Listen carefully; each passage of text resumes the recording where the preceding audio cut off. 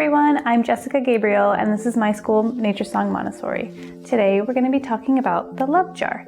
We use this love jar in our classroom in February to focus on all of the grace and courtesy lessons that we've introduced in the past. The love jar is really good for introducing kindness, so when you introduce this activity, you want to focus on words like love, kind, friendship, respect, and also the concept of empty and full. So it's really easy to set this activity up in your classroom or even in your home. You're just going to need a large jar, like a mason jar, and then some different things to decorate it with, like festive ribbon or stickers, and then just some post-it notes or any type of paper to write down your observations. And that's pretty much it. It's pretty simple. And then always make sure that you have the jar placed somewhere where the children can visually see how many notes are filling up the jar. So when I introduce this jar to my students, I let them know that I will be observing them throughout the day, and I'll be writing down the times when they show the different lessons that have been introduced. When I write these observations, I'm really looking for children that are showing examples of the grace and courtesy lessons that I've introduced. So I'm looking for specific actions from the kids that we have learned, and also spontaneous ways to show kindness. And then when I read them on Friday, they're always surprised that I noticed this act of kindness. I really love this activity in the classroom. My focus is watching the kids show their grace and courtesy to their friends and others in the environment.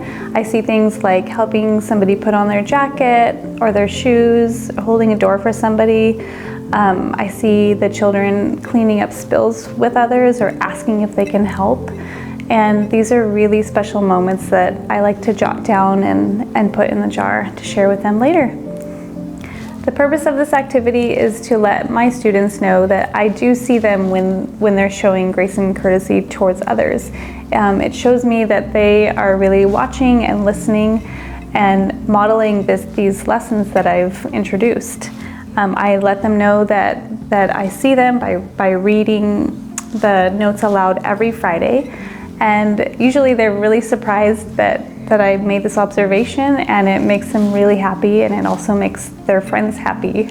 We all get really busy, so once you do introduce this activity, just try to be aware of whether or not you're actually working to fill up the jar by making these observations. You want to remind the other teachers or adults in your environment to be looking out for acts of kindness as well, so that everybody's participating in helping that jar fill up. It's important to observe when the jar is empty and full. It's also really important to write down these notes in the moment. And also you want to make sure that the children know that this is not a competition, it's not a race, and they don't have to come and tell you when they make these acts of kindness. They don't have to remind you because you do see them.